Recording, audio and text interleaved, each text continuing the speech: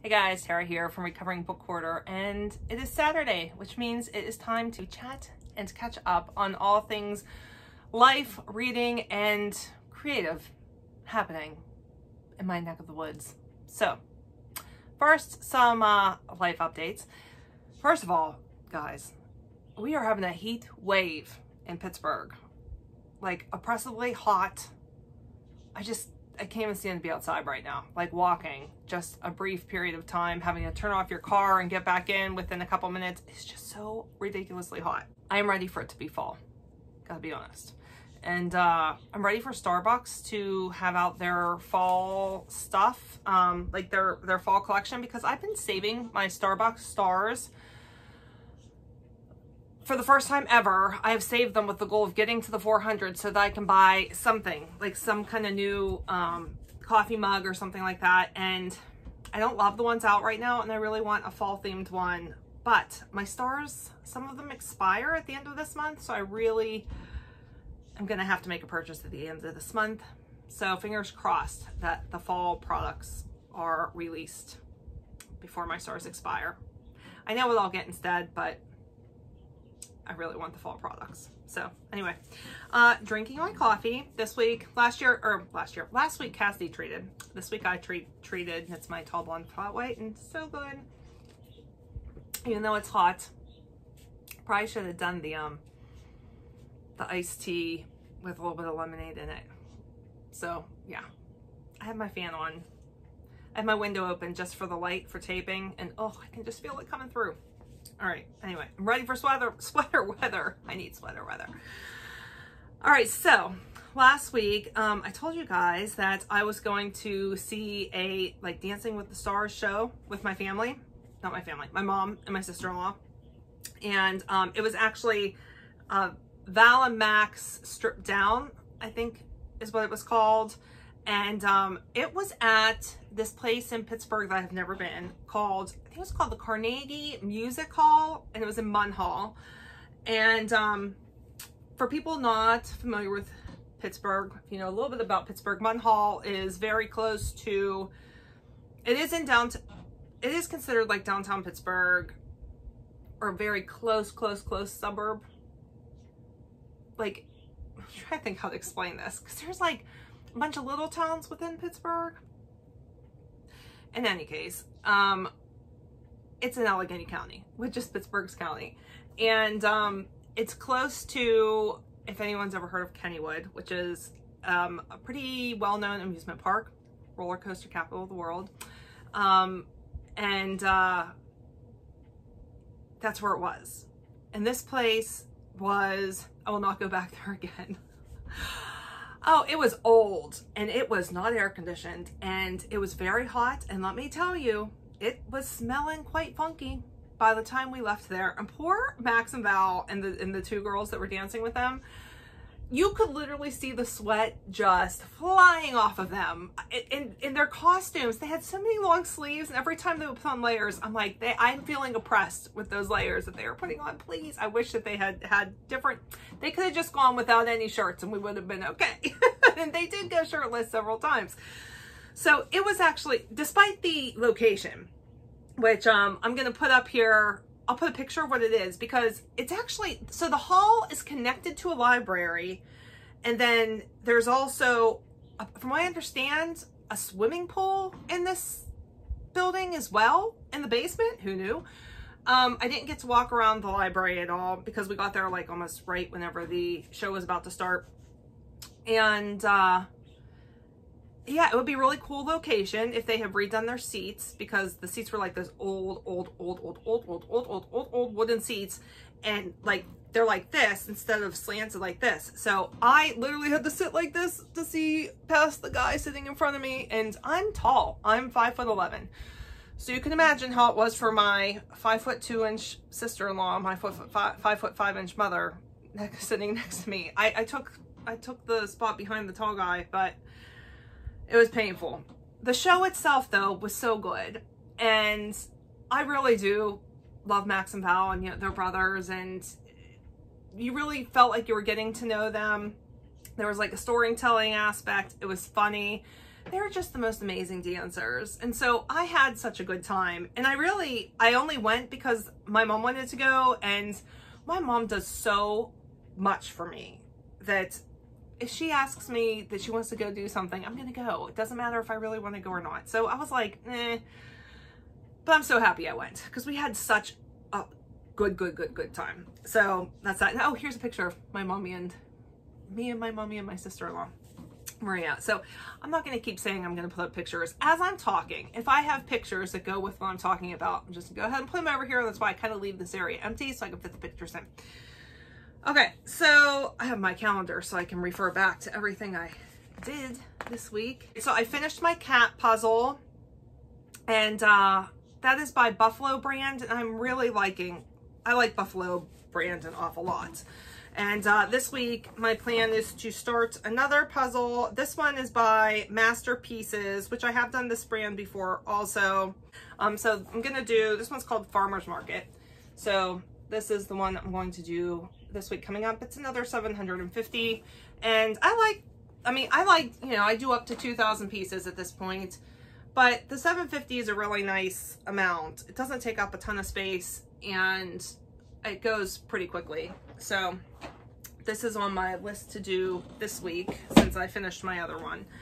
And then we had my niece's 4th birthday. Last week I showed you guys pictures from the day that Cassidy and I took to spend with her because we went and did, you know, we spent the day together as her birthday gift, and she got to pick out Build-A-Bears and things like that. So her actual birthday was Wednesday, and so we had very small, like, immediate family get together at my parents' house, which is where they're living right now because they're in the process of trying to build a house.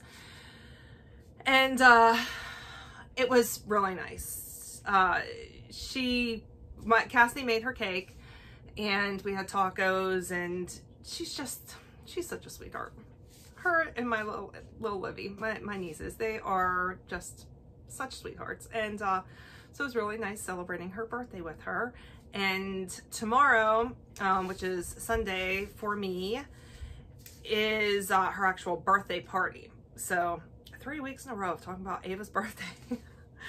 All right, let's see. On Friday, Cassidy and I did a little spa night. We did like the feet glove kind of thing that has like lotion in the feet sock things that you put on. Did those, and then she rubbed my feet for me, and I did like the under eye things, and she did a face mask, and then we watched The Mysterious Benedict Society. We started, so we got done the first two episodes of that, and I did read that book. I didn't love the book, but I am really enjoying the show, and that is on Disney Plus for anyone that's interested in watching it. And I think she's liking it as well. We also finished watching Making the Cut, which is an Amazon Prime show that's like very similar to Project Runway. Heidi Klum and Tim Gunn are the hosts, but instead of taking designers that no one has ever heard of, these are like up-and-coming designers and ones that really have a very clear brand already, and they win some massive prizes. And my favorite came in second place, but I gotta be honest, the girl that won, I really liked her collection as well, so I wasn't mad about it. My favorite was Gary, and I would wear everything that he had on that runway collection. It was so me. I loved it so much. So finished that. So today we went over and watched my nieces because my sister-in-law works on Saturday. She's an optometrist, and she works Saturdays until like 2. And then my brother had a golf outing. So Cassidy and I went over and watched the girls, and took them over to visit my cousin Nicole and Gigi and Darlene, and had a nice time over there, and then played outside a little bit. Like I said, it's just so hot. Poor Libby, she's going house. This is a child that loves to be outside, so That is how hot it is here. And watched another episode of The Crown. So I think I only have 2 more episodes left. I think I just finished season 4, episode 7. So I guess I have 3 more episodes left, right? Episode 8, 9, and 10. And then I'll be all caught up on The Crown. So that was a good episode. And I think that's pretty much it. Work was fine this week. You know, work is work. This adulting thing, man. Ready to turn in that that badge. Adulting. Okay, so it was a very good reading week. Guys, let's talk about books. Let me just say, we're going to move into the book section of the video here. And I have to tell you, this, I am going to go ahead and say it now. I am quite sure that this is going to be my best reading week of my, reading month of my entire life. So this week, let's see here. So since last time we talked, I finished The Plot. This is by Jean Hanff Horowitz, and I enjoyed this one a lot. Ended up giving it 4 stars. I half figured out, let's go with that. I kind of half figured out what the ending was going to be very, very early on into the book. And here's the thing, if it's a mystery thriller kind of thing, if I figure it out before very close to the end, it can't be a 5-star read. So it's a 4-star read. It was very enjoyable.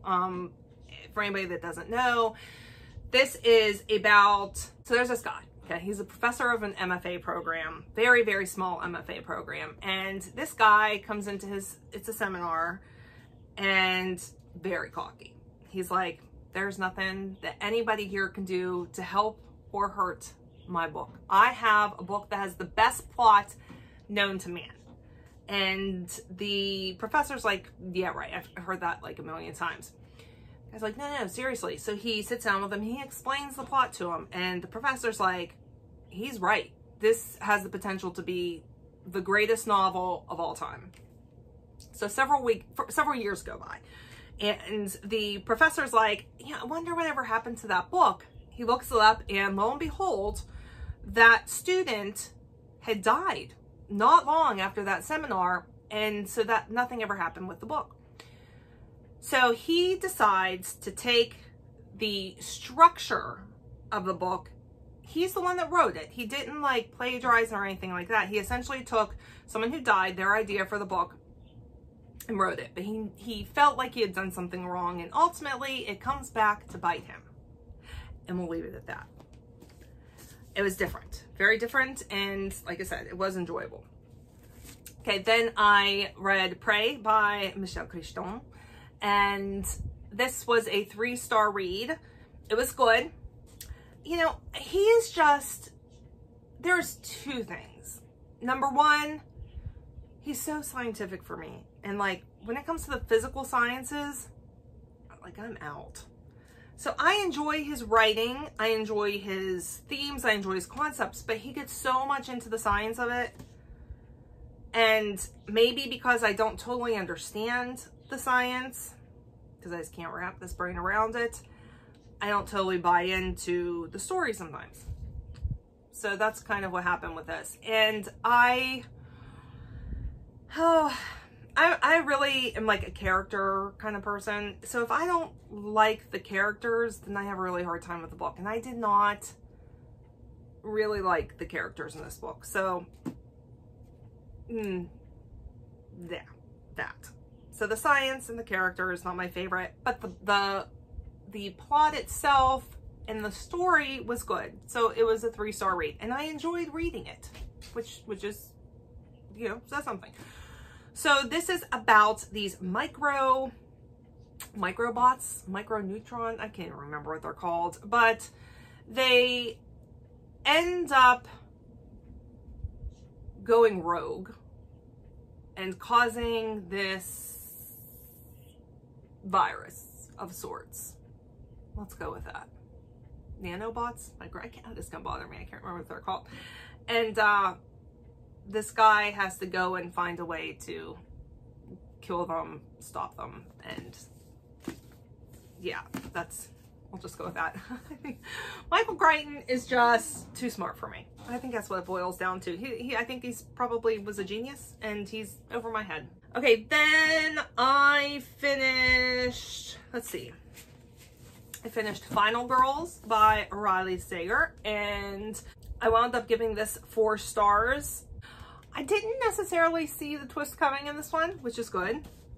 And, you know, Riley Sager just writes a fun book. I think he, however, does not write the best females.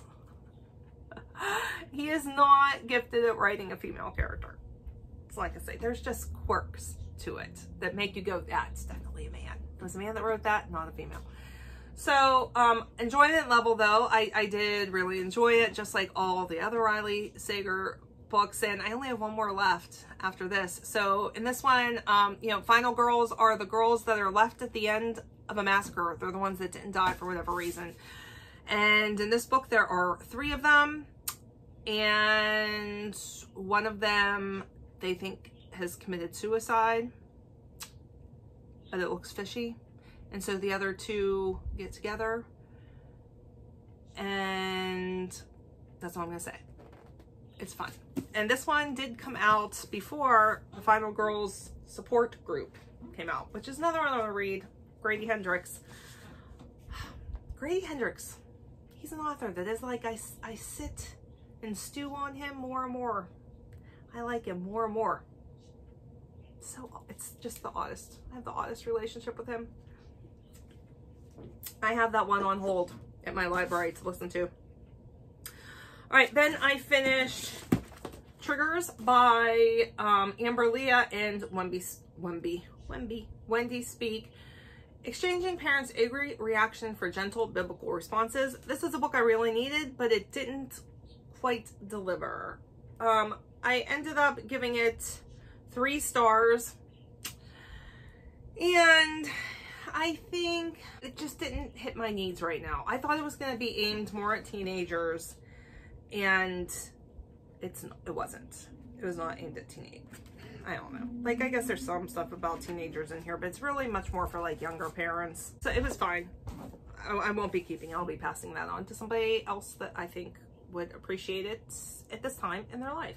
All right, then I finished Malibu Rising by Daisy, because I'm thinking of Daisy Jones and the Six, by Taylor Jenkins Reid.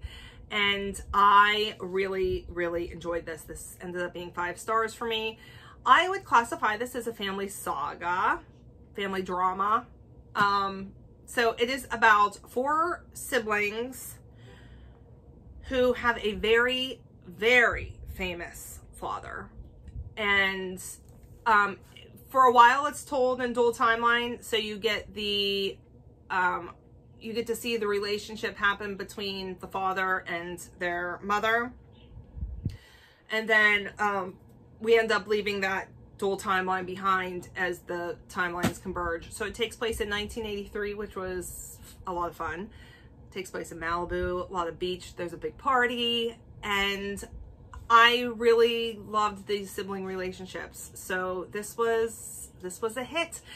I was not the biggest fan of Evelyn Hugo, which I know is an unpopular opinion. I loved Daisy Jones and the Six, and so I wasn't sure where I would fall on this, but it sounded so good, and I did really, really love it. All right, then I listened to He Started It by Samantha Downing. Listened to that one on Libby through my library, and I did not care for My Lovely Wife. It was not my favorite book. I think it ended up being 2 stars for me. And so I didn't listen to this one because I had liked the previous book. I listened to it because I liked the cover of the book. The cover of the book just looks fun. And it was a lot of fun. it's just a weird thing to say about this book. It probably would have been 5 stars if it had not been for the ambiguous ending. I like my endings to be nice and wrapped up very neatly. I want the author to tell me what the ending is. I don't want to have to figure it out on my own. Not unless you're giving me a sequel. So that was why it ended up being 4 stars, because it was an ambiguous ending, which I don't like. So it was a lot of fun, and now I can't wait to read her next one. And I can't remember what that one's called, but I have that one on hold also through Libby. And then I finished out the week reading All Right, All Right, All Right by Melissa Merez, the oral history of Richard Linklater's Dazed and Confused. And Dazed and Confused is one of my absolute favorite movies ever. And this is told in interview format with like everybody that was involved in the making of the movie, plus a couple extra people like Kevin Smith and Ethan Hawke, who were not involved in the movie, but were affected by the movie in, you know, several ways. So this was this was a really fun read. I ended up giving this 4 stars. And if you are a fan of Dazed and Confused, then I highly recommend this book, because it's Dazed and Confused. It's great. All right, so that's what I finished last week. I read a lot. I had so many things I was reading. Okay, let me put these back and I'll be right back. Okay, so what am I currently reading? I am currently still working my way through Alexander Hamilton by Ron Chernow, and this is the penultimate book about Alexander Hamilton. And I am, you can see where my bookmark is there. This is the beginning, this is the end, so I am more than 50% of my way through on page 468. And I am reading 2 chapters of this every day. Very, very well-researched book. And I am pretty sure I'll never need to read another thing about Alexander Hamilton again in my entire life. This is his entire life in this book. It is the book that inspired the musical. All right, then I am reading Sweetwater by Kara Reinard. And this is by a local author and takes place in a town not far from me called Swickley. And I didn't even know this until I read this, but the meaning of Swickley is actually Sweetwater. So it is a mystery, psychological thriller. This couple who lives in Swickley Heights, they get a phone call from their son saying he's in trouble and he needs help, and they go out and they find his girlfriend dead in the woods. And he's high on something, they don't know what, and they aren't 100% sure what happened. But this is a prominent family, and they have money, and they're gonna take care of it. But the mother, who didn't come from money, she's having a really hard time with that. I am enjoying it so far, but there's something about the way that the characters are written and how they're interacting with each other that I'm just not enjoying. So we'll see. I'm still pretty early on into it. We'll see how it goes. Then I am listening to What She Knew by Gilly McMillan. And this one is again, a mystery. I'm like really into mystery, psychological thrillers, horror kind of things right now. And this is up that alley.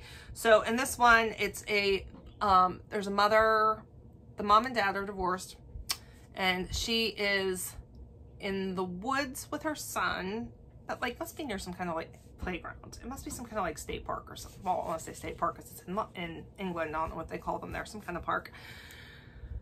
But this area is in the woods, and he's young. I'm thinking he must be in like first, I don't know what it's called over there. I'm guessing in the United States it would be the equivalent of like first grade, maybe kindergarten or first grade.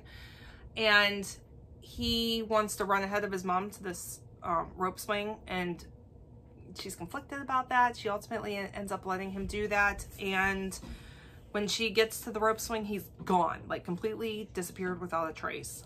And it's the story of that. So far, I'm really enjoying that one. I am wanting to listen to it all the time. So I'm listening to that. All right, then last night I started Project Hail Mary by Andy Weir, and I read the first 2 chapters, and we're in outer space. There's some weird thing that's like sucking the energy from the sun and really quickly, and we need to figure out what it is and solve the problem or something like that. And so they send this crew of 3 people up to do that. I guess I'm still pretty early into it. And when the guy, our main character, wakes up, the other 2 people that went with him are dead, and he's having a really hard time remembering things. So, like I said, pretty early on in here, but gonna finish that one this week, I'm sure. And then I'm sure I'm gonna finish.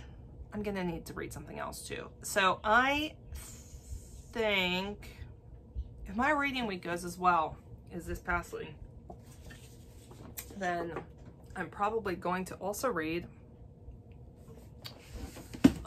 The Ladies of the Secret Circus by Constance Sayers. Haven't started this one yet. And then I just can't decide if I want to do a nonfiction. So of what's left from my TBR, my official TBR, I have 3 fiction and 2 nonfiction. So I'm not sure. I don't know what else I'm going to pick up. For sure, The Ladies of the Secret Circus and those other ones. So, okay, that's what my reading's going to look like this week coming up. Now, in regards to creating things, you know, I had just finished my Afghan for my cousin last week. Didn't get to give it to her because she wasn't at church, so I'm going to give it to her tomorrow at Ava's birthday. So I kind of took a break. I was focusing on reading. And, but I did, however, okay, so no cross stitching at all this week. So real quick to touch on cross stitching, tonight, Brian's taking Cassie to a birthday party tonight, so I'm going to have access to the TV. So I'm going to watch something. I'll probably might try and finish The Crown. We'll see. And while I'm doing that, like, I bought the floss for a couple of projects a while back, but I need to get them like ready to use. So like sorted, put on, you know, like labeled on my cardstock things, put onto there, and then onto the ring. And so they can all go into my project bags. So I think I'm going to work on that tonight. Because once I do that, then I can start another project. So that's all I have to say about cross stitch this week. Now, crocheting. So I showed you guys last week the blanket that I had started for my husband, and told you I wasn't sure, that I thought maybe I would keep it as is, because I had started a while back. Then I had I had pressing gifts I needed to get to. So I had put this one aside. His always ends up getting put aside, but I'm going to finish it this time. And so I thought I was going to keep it as it is. I decided against that because I could not be sure about what size needle I had used.